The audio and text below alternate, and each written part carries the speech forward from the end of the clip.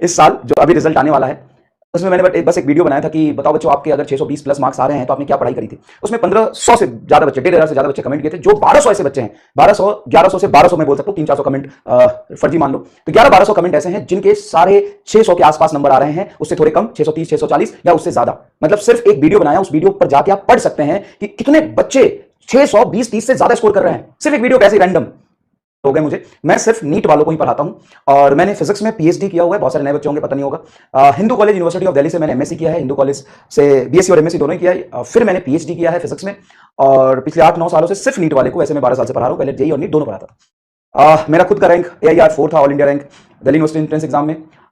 29 मेरा रैंक था गेट में, गेट देते हैं फिजिक्स से एमएससी होने के बाद। AIR 29 मेरा गेट में रैंक है और AIR 135 CSIR नेट में रैंक है। CSIR JRF में मेरा 135 ऑल इंडिया रैंक है।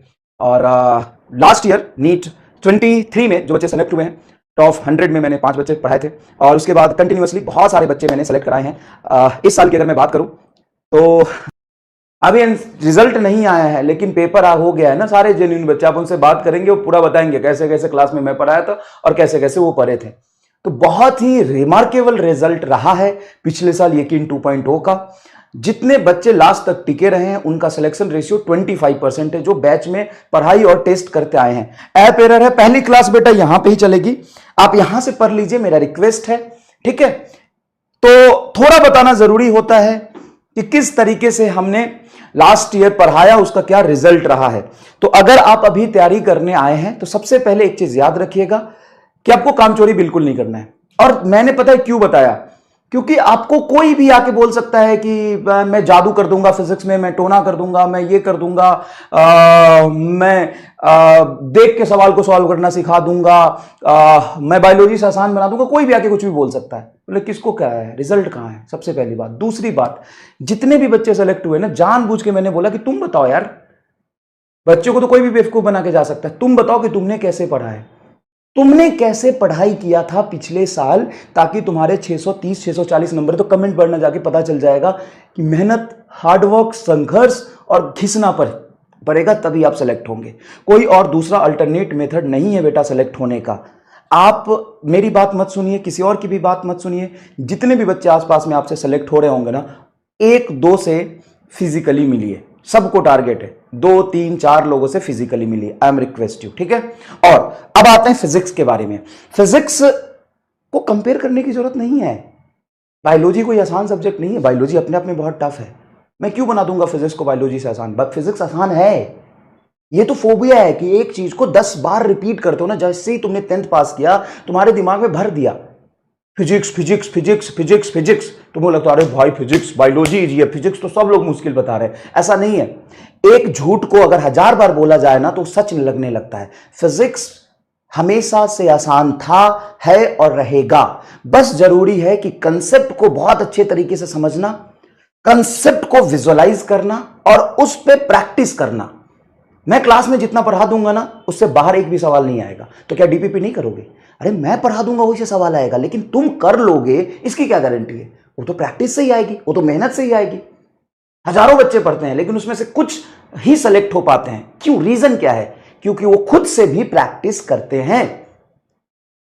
किसी सब्जेक्ट से मुझे कंपेयर करने की जरूरत नहीं है। फिजिक्स हजारों साल से आसान था, है और रहा है।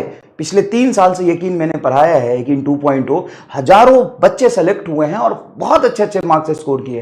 180 आउट ऑफ 180 का लाइन लगा था पिछली बार, इस बार भी देख लेना, ठीक है। तो चलिए स्टार्ट करते हैं। ये लेक्चर नंबर 1 है, ऑब्वियसली 1 है, ये गलती से मिसप्रिंट हो गया बेटा। कह रहे पहली क्लास में लेक्चर नंबर गलत लिख दिया, कोई बात नहीं, लेक्चर 1 है। तो चलिए शुरू करते हैं। फिजिक्स बहुत आसान है, पढ़ना कैसे है वो मैं आपको बता दूंगा। बस आज हम लोग क्या पढ़ेंगे? आज हम लोग पढ़ेंगे कंसेप्ट ऑफ पावर, पावर के कंसेप्ट को पढ़ेंगे, बेसिक कैलकुलेशन को समझेंगे और मैं 7 से 8 पीवाईक्यू आज क्लास में ही तुम्हें बता दूंगा। बेसिक पीवाईक्यू वाले, कौन से? बेसिक पीवाईक्यू वाले सवाल कैसे करते हैं। क्लियर है? हो तैयार?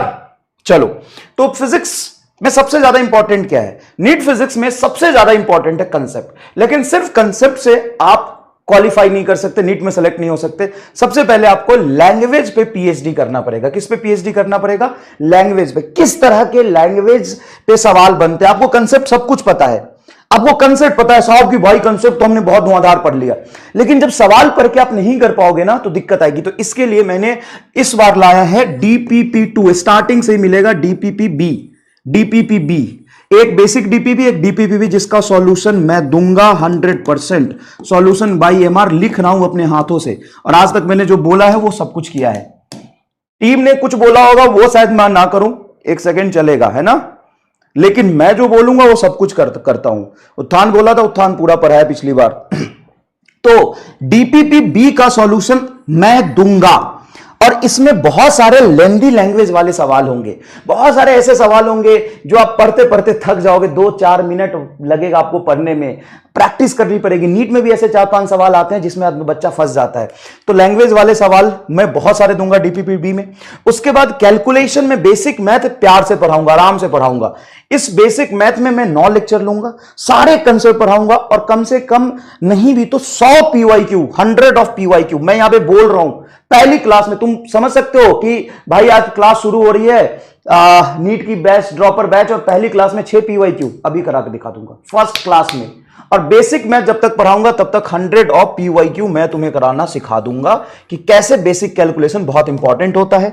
कुछ ट्रिक्स होते हैं विजुअलाइज करने के, लिमिटिंग वैल्यू पुट करने के, ऑप्शन एलिमिनेशन के, उसको हम एक सोच के नाम से जानते हैं, जिसको कहते हैं हमारे साथ सोच। ये कोई ट्रिक नहीं है ना, ये कंसेप्ट है, प्योर कंसेप्ट है जो मैं आपको सिखाऊंगा।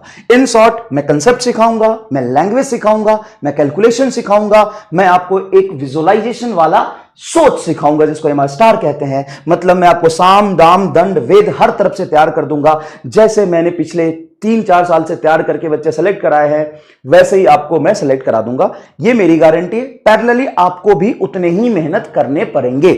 ऐसा नहीं है कि सिर्फ one way selection, mutual process होता है। क्या होता है? म्यूचुअल प्रोसेस होता है। हम दोनों को मिलके ही मेहनत करना पड़ेगा, हम दोनों को मिलके ही मेहनत करना पड़ेगा। हम दोनों जब मिल जाएंगे ना, फ्रीक्वेंसी जब मैच कर जाएगा ना, तो एकदम मजा आ जाएगा। क्लियर है क्या? चलिए शुरू करते हैं भाई साहब।